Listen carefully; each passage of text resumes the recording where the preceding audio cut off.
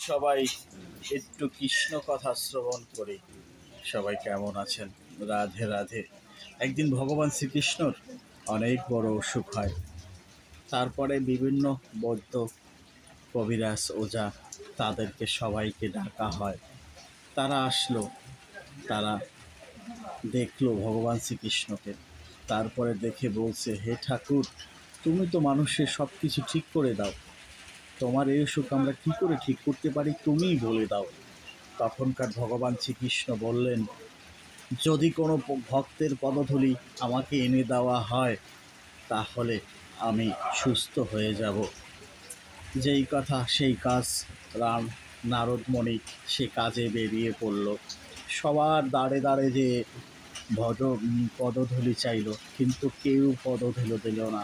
কেন জানেন? পদধূলি দিল না যে ভগবান শ্রীকৃষ্ণকে যদি আমরা পদধূলি দিই তাহলে তো আমাদের নরক যন্ত্রণা ভোগ করতে হবে, ওই পাপের সাজা। তাহলে কি করব? এখন নারদমণি সবার দ্বারে দ্বারে যে কেউ দিল না। তারপরে সে মার কাছে পৌঁছায়। মা সে সব কিছু শুনে তারপরে বলল, তুমি আমার পদধূলি নিয়ে যাও।